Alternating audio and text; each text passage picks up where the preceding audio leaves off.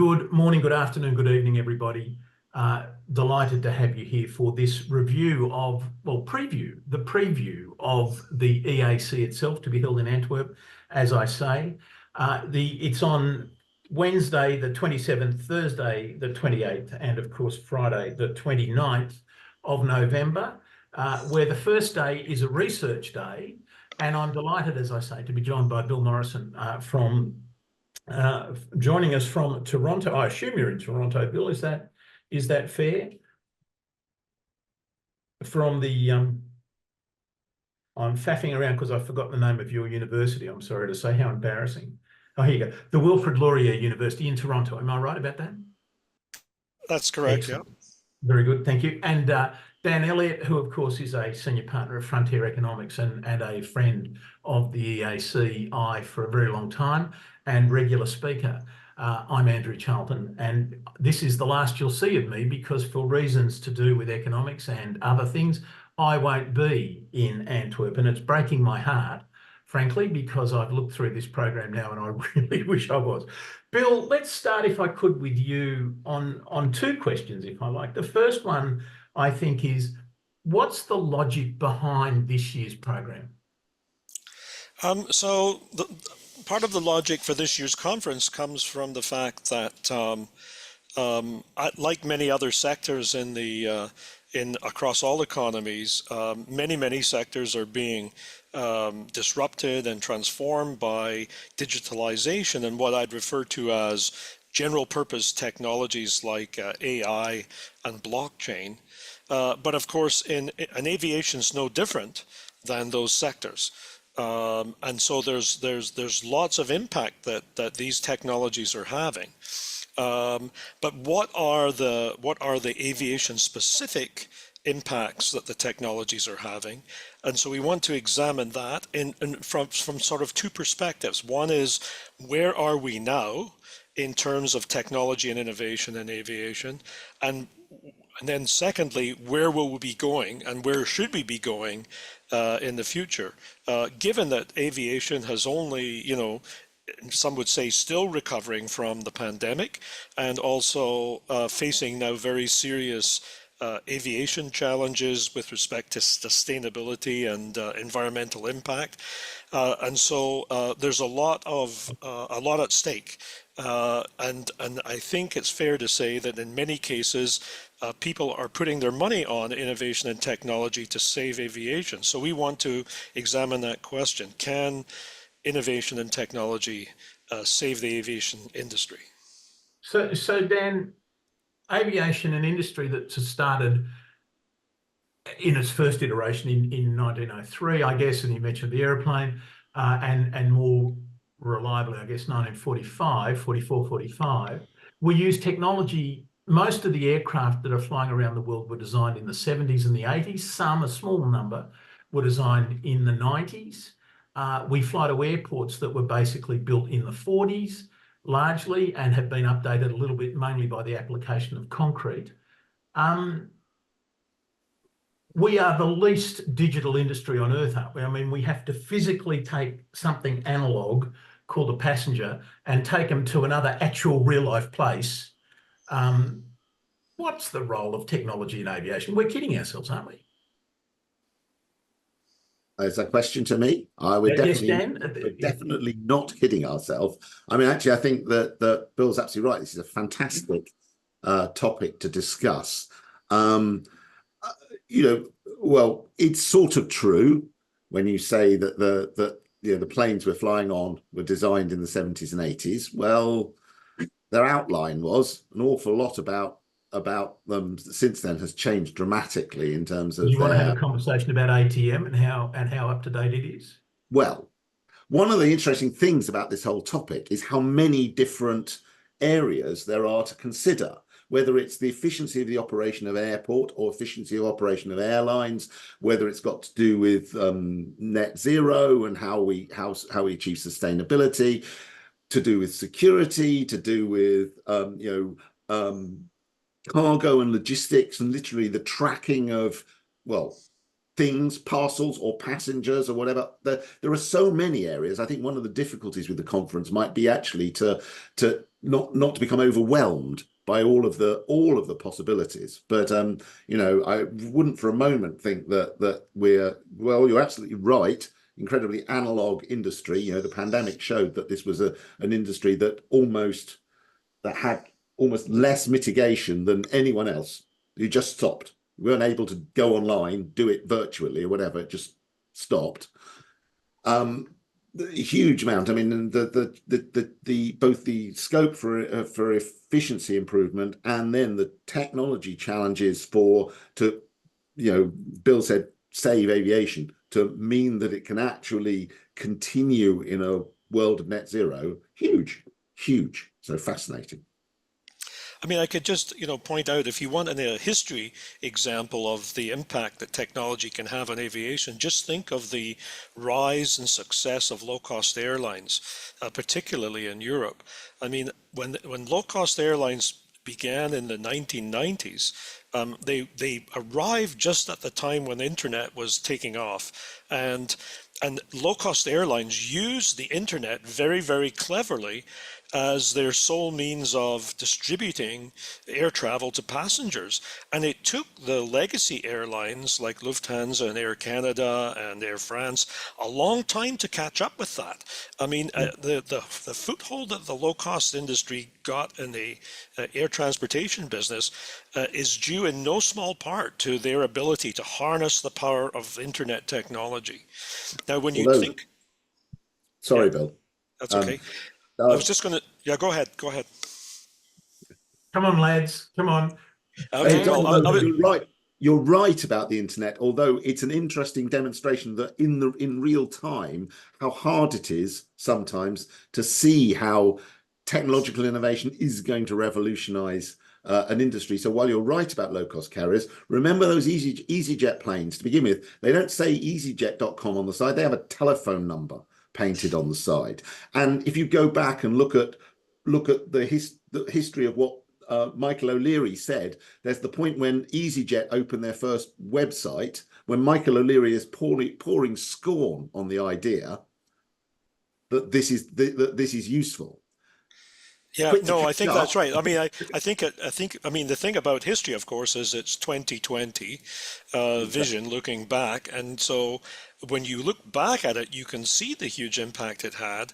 But at the time, people were still trying to grapple with, well, what's the best way to harness this, and what's the best way to use it? And so, and this is true across many technologies. If you, I mean, to deviate very slightly from aviation, if you go back to when electricity, general distribution of electricity was invented, you saw electrical motors replacing other forms of motors in all sorts of manufacturing.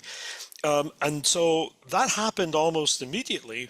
But what didn't happen was the transformation of those factories to actually properly utilize the technology. And so this sort of diffusion of technology is complicated, and it's particularly complicated in aviation. If you think about something like air cargo, I mean, air cargo, to Andrew's point in opening up this session, you know, I mean, there's an industry that's very paper laden, right? You have to fill out all this stuff, you know, all this paperwork that has to go along.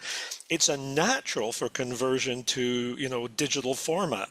But the flip side of that is all of the problems concerning security and so on. And so cybersecurity is a massive concern in air cargo, and it's a headwind that is preventing to some degree the adoption of digitalization in air cargo. So I think these issues are massive for the industry. No, I agree. I mean, I agree with both those points, but I think the other interesting lesson we take from the history, and Dan, you're absolutely right, that EasyJet and Ryanair started with call centres, and it was that they were quick to see, or quicker to see, the possibilities of the internet, the possibility of the technology. So maybe the real question is, why were the legacy carriers so slow? Well, I think part of the reason for that was that the low-cost carriers had a very simplified pricing structure. basically a very linear pricing structure that allowed them to apply that pricing structure to the internet very easily, whereas the legacy airlines were using these yield management systems, much more complicated when you have a hub and spoke network, and implementing that on the internet proved a lot more difficult, and I think it was internally was a harder sell. The legacy airlines weren't convinced that this was going to be a game changer at the time. They were old dogs, and this was a new trick. Yeah. Let's move on. I mean, obviously, nothing thrills me more than discussing aviation history. I've done it for most of my career, but let's move on. Bill, again, in terms of the program, I've still got two questions, so I guess I had three originally. First of all, what are the keynote headland points around which the program is built? I guess I mean things like, do we have keynote speakers? Are there other feature moments? And then my second question, because it perhaps runs to the same thing, is talk about the research day, if you'd be so kind, for a few minutes. Why is that of interest?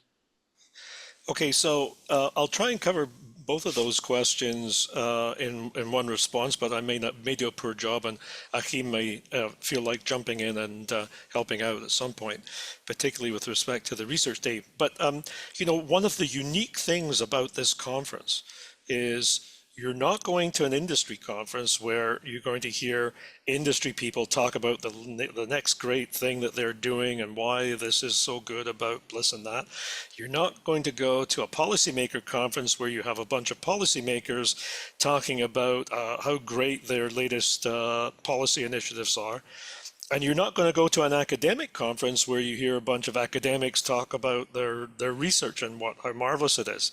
What you are going to go to is a forum where all of these three groups come together and come at the same problem from very different perspectives. So you will hear academics saying, well, my research shows that this is the way forward for aviation.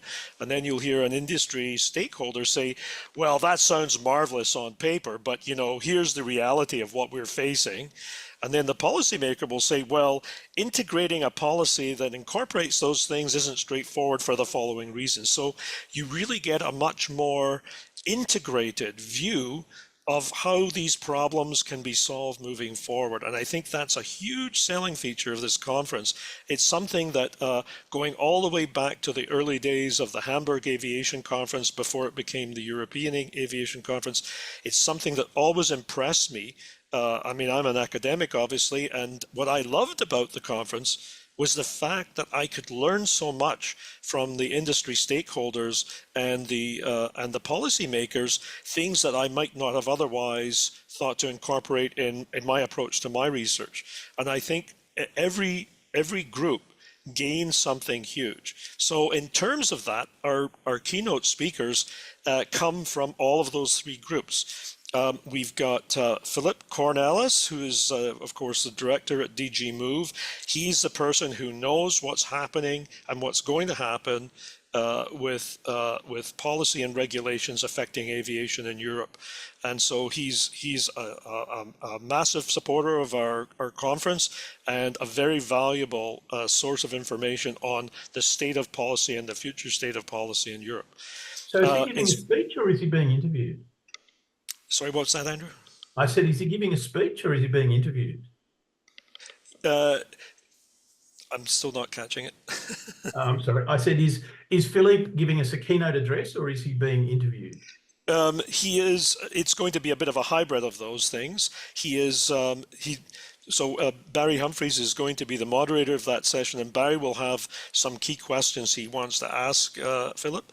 But Philip also will have some points, some opening remarks that he will want to make. So it's a bit of a hybrid. Now, also, if I may interrupt there, no one better than Barry Humphries, perhaps in the whole wide world, to interview Philippe, I would suggest. Well, of course, we'll try and stop Barry promoting his book too much. But other than that, I think. Are you being ironic? Good luck with that.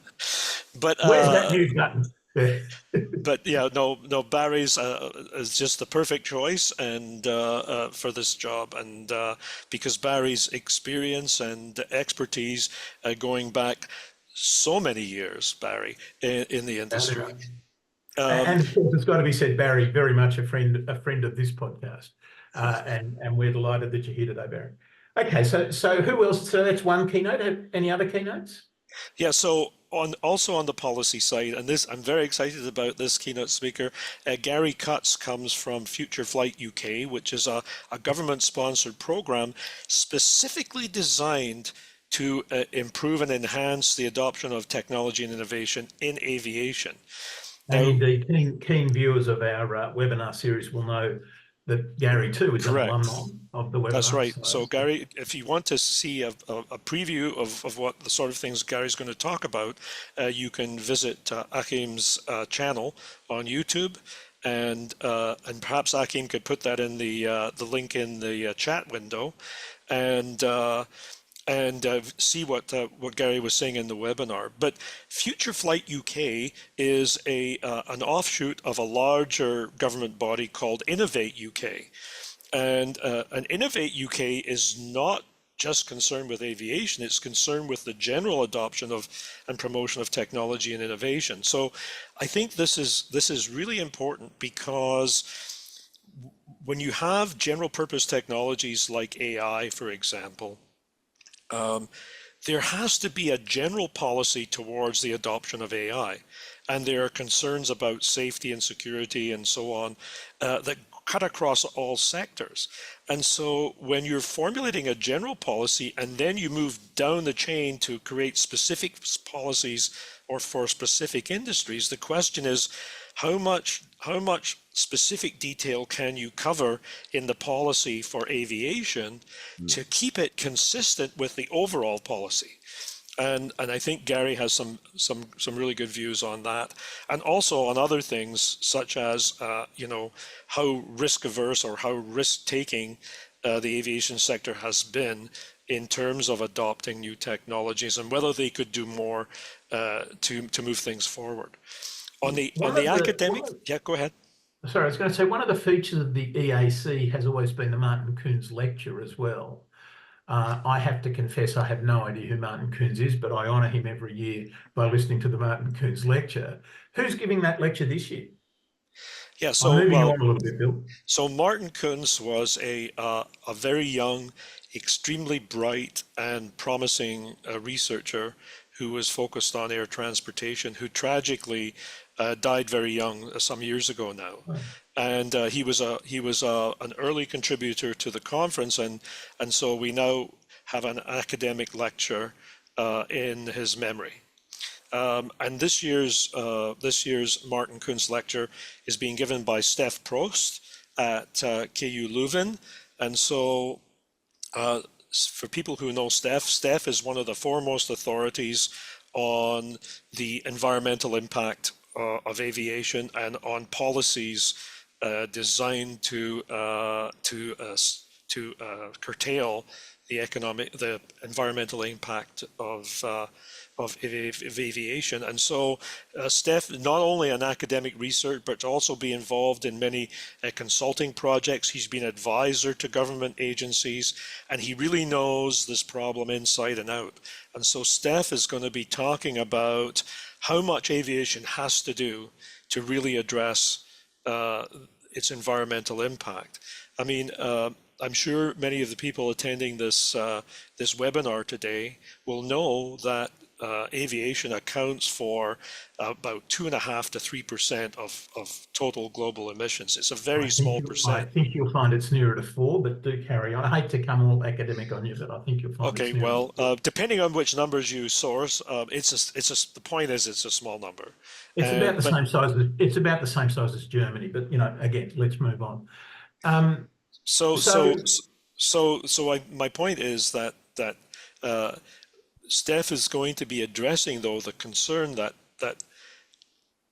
aviation stands to grow dramatically, particularly in regions like Asia and in India, and fast-growing economies over the coming years. And so it's not that percentage that's the issue. It's the rate of growth, and also the types of pollution that aviation creates, and it's also a very visible form of pollution. It's innovatability, if you want a word. It's innovatability.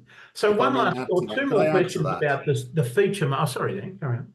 I was saying, could I add to that? I mean, not just that, but also, and I think I'm sure this will arise, is that it is, compared to many other sectors, particularly difficult to decarbonize, or the technologies that we will come on to that, but because the technologies to decarbonize are still not there, it requires some level of patience. And as other sectors are decarbonizing faster, that 4% rises, even leaving aside the rate of growth, because it just becomes more and more of an outlier, and therefore becomes under more and more pressure. And you end up with this sort of nexus of technology and policy and whatever, where you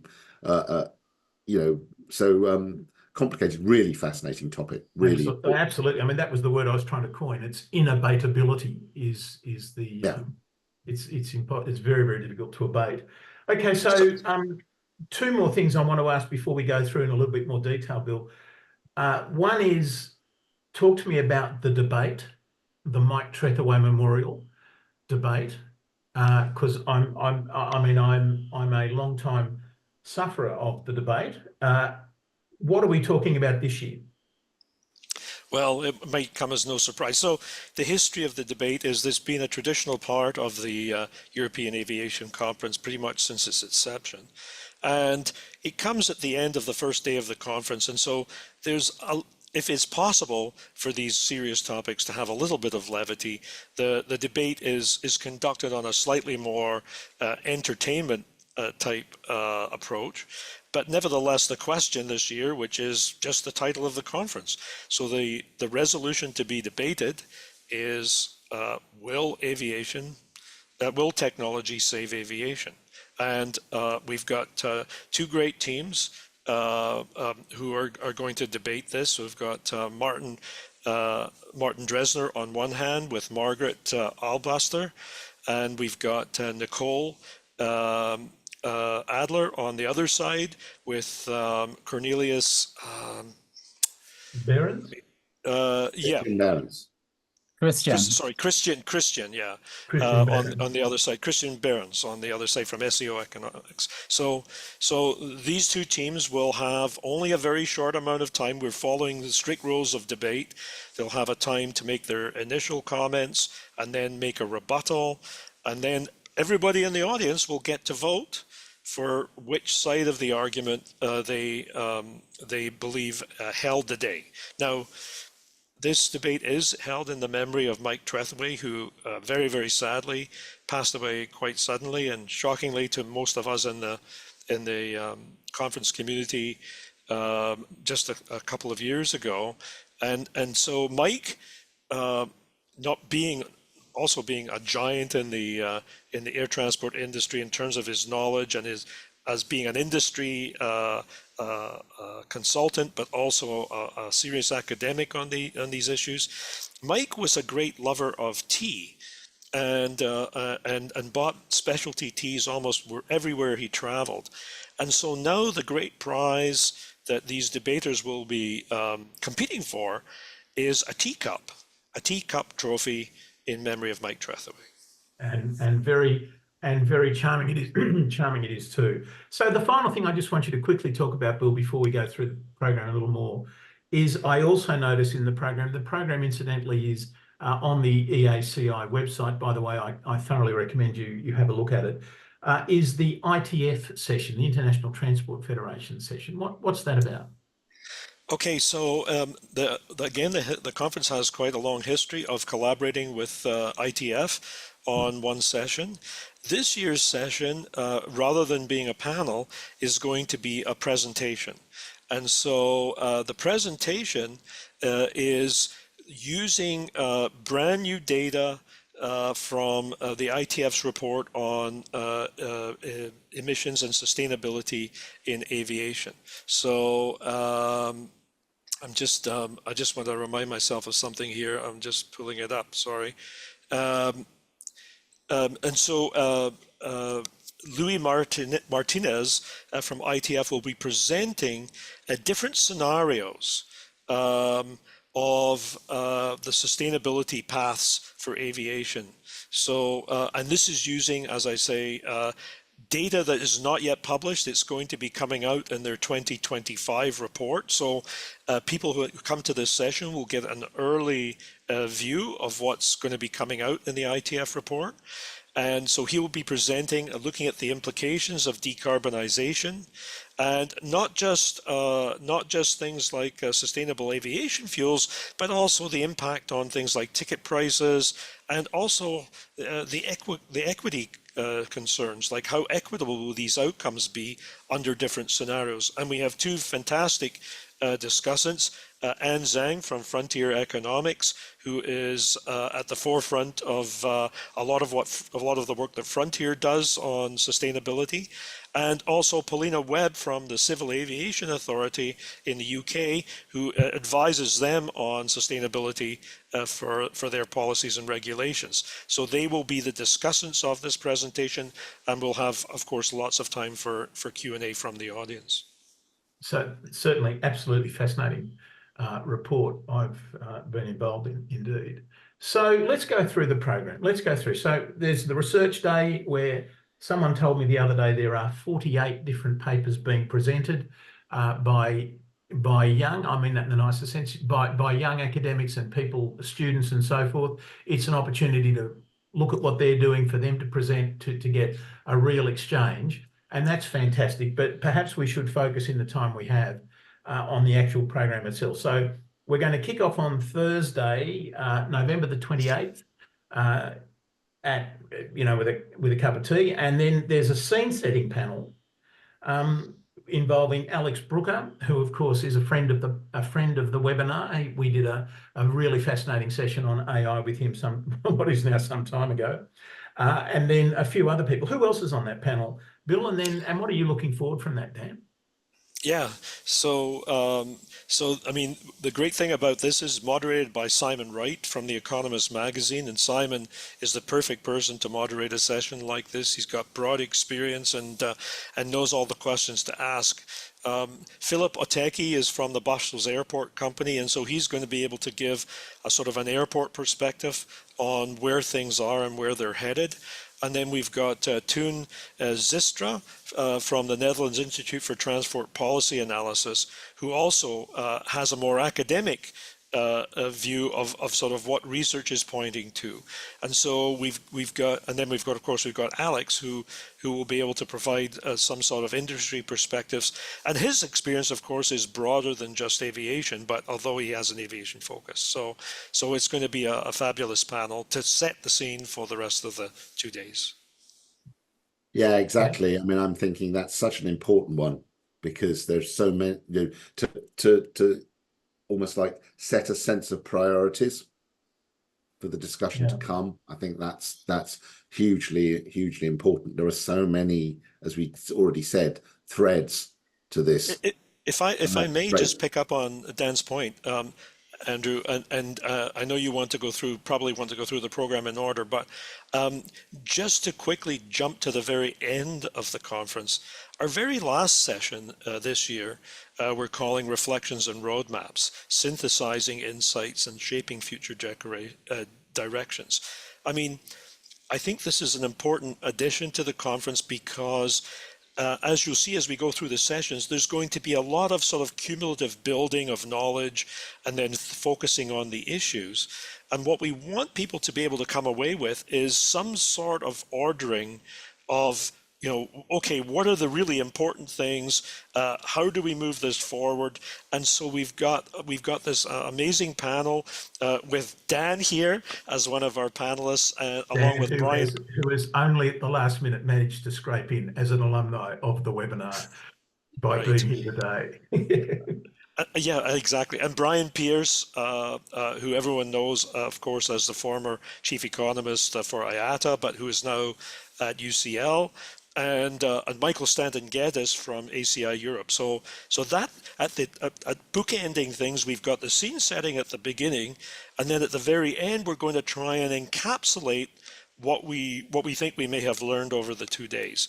And so you'll hopefully come away not with so much with a sense of confusion and bewilderment, and more with a sense of sort of common understanding. That's the goal. Thank you. Yeah. And can I just say, for next year's research day, the thing I want most researched in all of aviation is our obsession with roadmaps. How can an industry that doesn't involve the road be so obsessed with roadmaps? I just don't get it. I really don't. I'm sorry.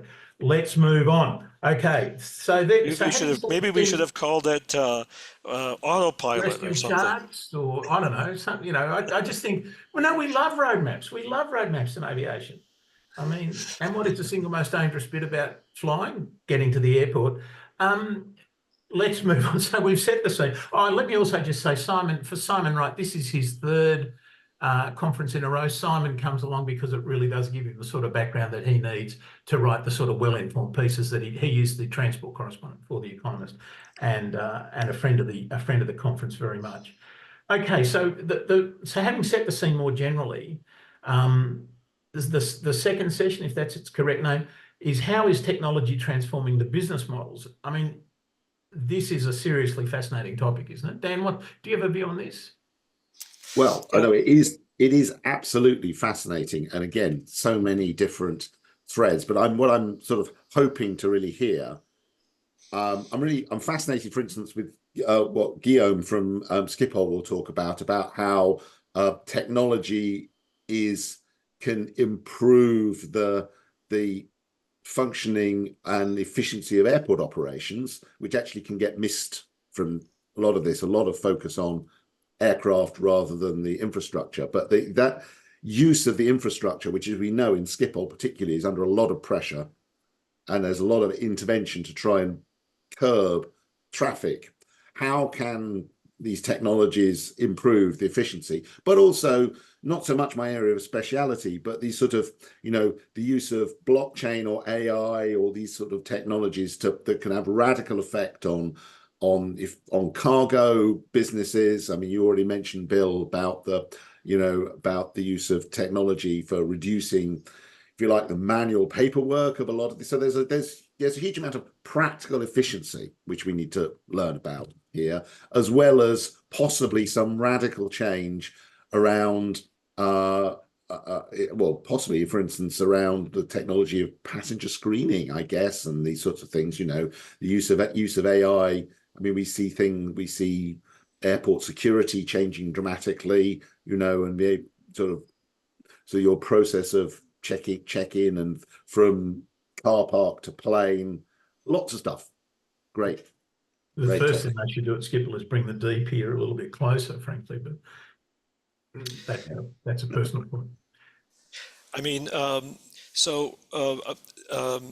Guillaume Bergout, again, a very, very good economist as an academic economist, but also working for most of his professional life for Schiphol Group, will be able to give a very broad perspective on these sorts of practical adoptions of new technologies and how those innovations are starting to take hold. Jody Kozitsky from Intervistas is going to be presenting to some degree joint work that she's working on with Solomon Wong. Solomon Wong is the CEO of Intervistas, but for many years Solomon was the CEO of Vancouver International Airport, and so Solomon is also very much keyed into a lot of the issues that Dan was just raising, particularly things like security. I mean, I think security illustrates some of the really important economic trade-offs related not only to the lure of the technology in terms of its cost efficiency and so on, but also important things like customer acceptance, passenger acceptance. So one potential innovation of aviation security is the centralization of screeners. Like any other occupation, there are some screeners who are better than others. And the idea with centralization of screeners is that those screeners don't actually have to be located at the airport where you're leaving from. They could be located in some central location, and they could be screening baggage from many airports that are coming through and they're looking at on their screen. And so, but the question is, would passengers be accepting of a screening process where the screeners aren't actually physically present when their bags are going through the scanners? And I think so. I think both Guillaume and Jody will be able to speak to some of those sorts of pressing issues for airports. Simon McNamara from Hart Aerospace, of course, is going to be a proponent of electric aircraft. Hart Aerospace is already in the process of taking orders for electric aircraft with a range of anywhere between 200 and 800 kilometers, so reasonably short haul distances. But airlines like Air Canada have already made investments in Hart Aerospace. Here in Canada, we have lots of smaller communities that are now being, to some degree, underserved by aviation. It's a concern. It's been raised at the policy level.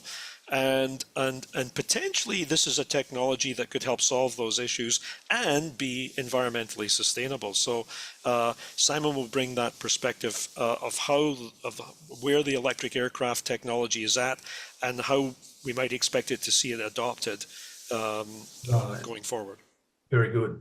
So then I realised, looking at the program, I forgot to ask you to highlight our final keynote address, but we move into, so maybe we do this in one sort of block, but we now move into a session prior to lunch and then immediately after lunch on day one, on the Thursday, about cargo and air cargo in particular, which you will remember was the entire topic, the entire subject on which we spoke at last year's EAC in Luxembourg. And so this is a really nice sort of bringing forward of what we talked about. And again, there's a keynote which I'll ask you to talk about in a moment, Bill, but as well as that, there's also a panel with a number of friends of the webinar, including Glyn Hughes and Anne Lang on the panel as well. And also then I notice a chap from Lufthansa Cargo, which of course is always terrific to have airline involvement, and then Freek de Wit, who's the director of Air Cargo in Belgium. So maybe Vivian Lau is going to give the keynote. She's the director of the Airport Freight Forwarding Centre in Hong Kong.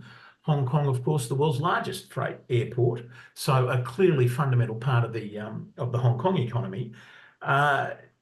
Bill, very, very briefly, watching Mickey's hand swing along the clock there, very, very briefly, what are you expecting from the keynote? And then maybe, Dan, can you speak to the panel?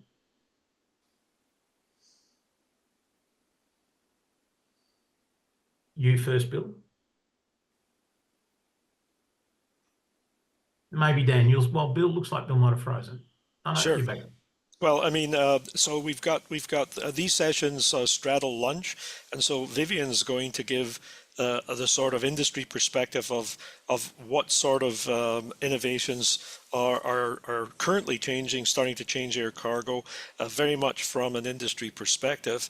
And then when we come back after lunch, we'll get a more mixed perspective, because Anne Lang, of course, gives an academic perspective as the moderator, and then Glyn is the director of the Air Cargo Association. We've got Marcel from Lufthansa, and then Freek de Wit, who's the director of Air Cargo in Belgium. So again, you know, we're going to be grappling with these issues of things like digitalization and cybersecurity in the air cargo business. How do we move forward? Perhaps there's going to be a shopping list of changes, regulatory changes that are required in order to help the industry move forward.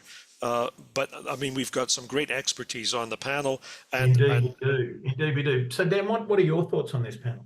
Well, actually, I think this is a good example of what Bill was saying at the top of this webinar about bringing a range of different perspectives, the academic, the industry, together, and talking and the regulatory, so to speak, and talking about, you know, how these come together to deliver change in an industry. So I think this is, I think there's great potential both to have a bit of a deep dive into what the technologies can offer cargo, and also it's like, for instance, from Glyn, hear a little bit more also about about what the, if you like, the practical or regulatory obstacles might be, you know, and where we come to a landing on these. So I think that's I think there's a that's really good combination.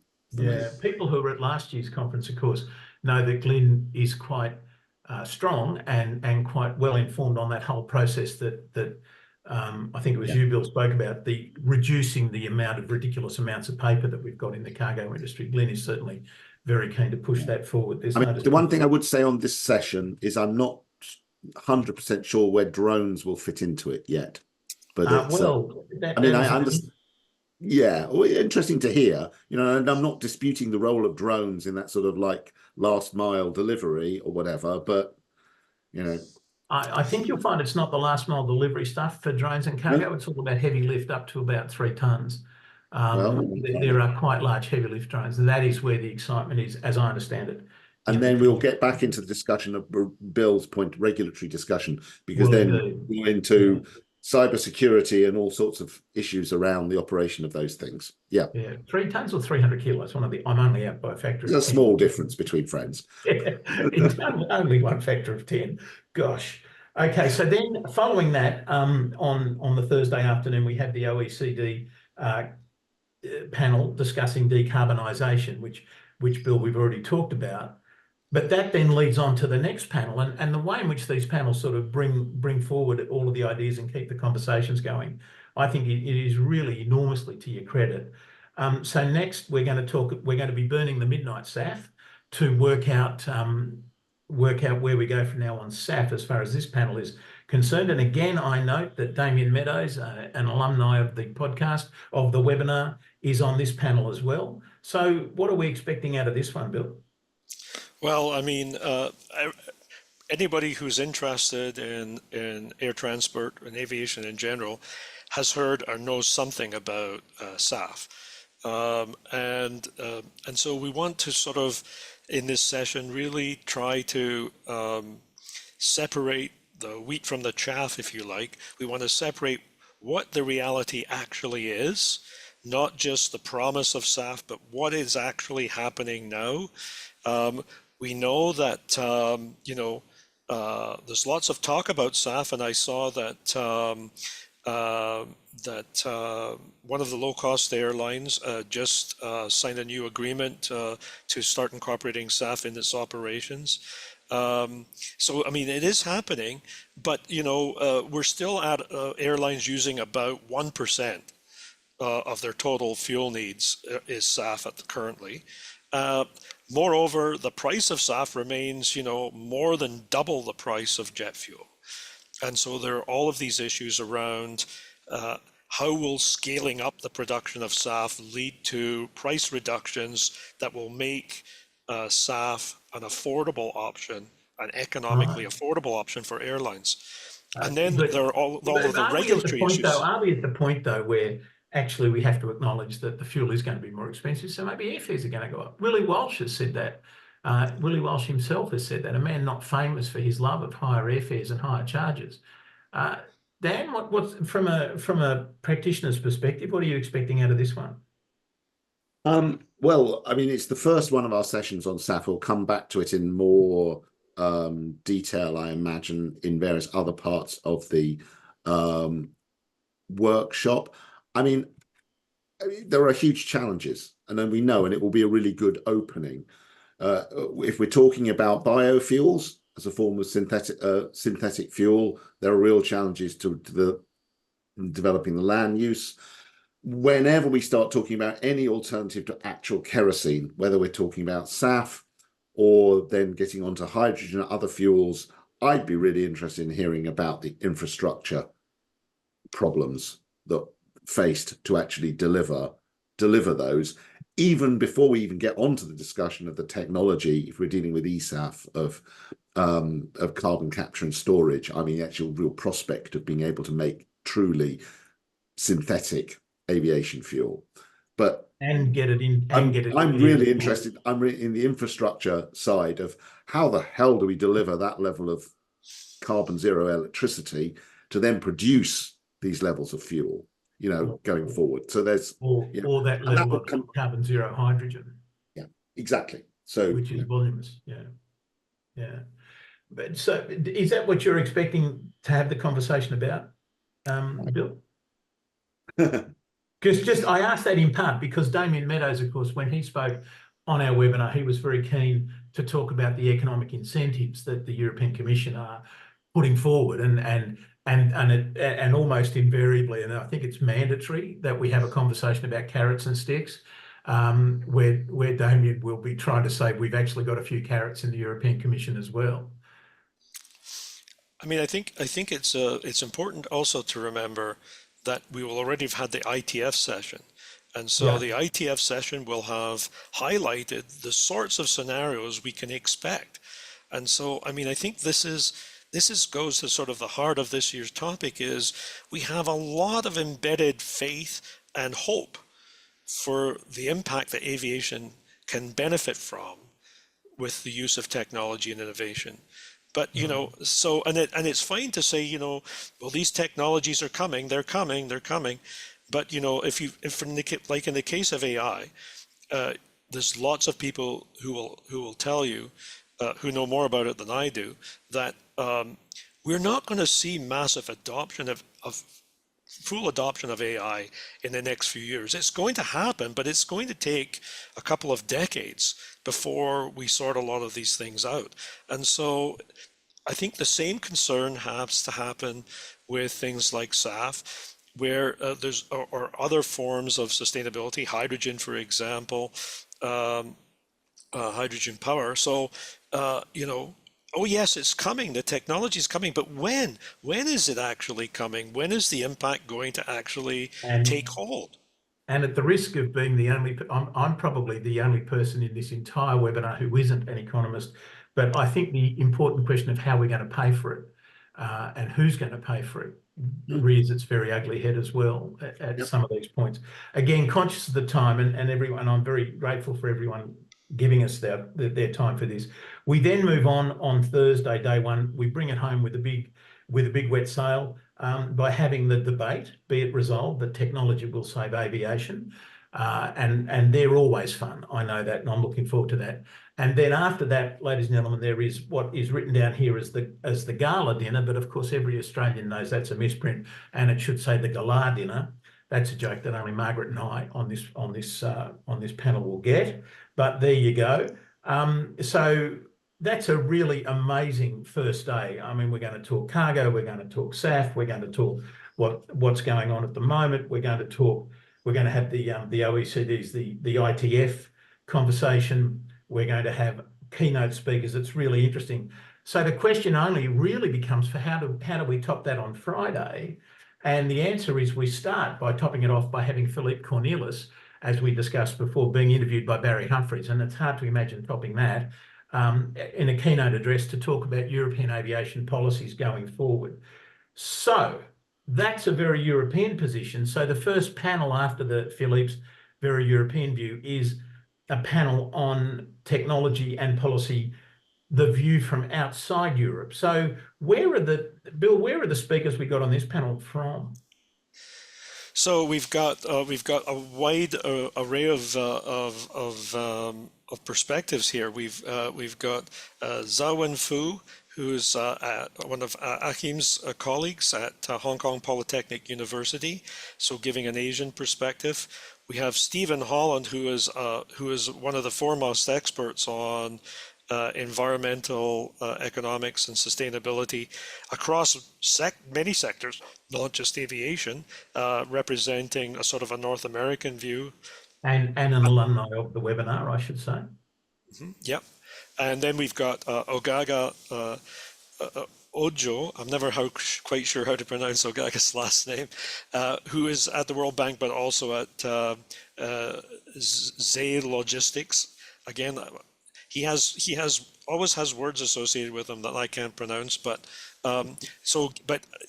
Ogaga's able to give a sort of an African continent perspective on these things. And if you think about it, I think that's going to be really interesting because, you know, think of the impact that cell phone technology had on the African continent. It basically allowed them to leapfrog over the old, communications infrastructure problems and really move things, change things massively in that continent. And I think there's lots of aviation technologies that we could think of that would have the same sort of impact.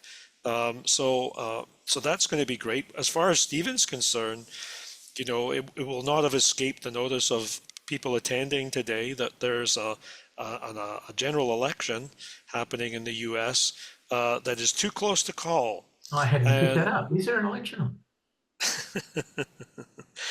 And you know that the two candidate administrations who are being voted for have very, very different views on things like sustainability. And so I think it's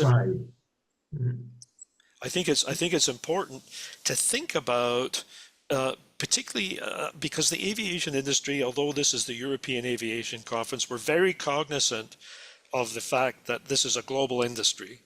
And we have to think about what's happening on a global level in order to be able to think through all of these problems. So we need to get the perspectives of other regions to complete our understanding of these issues.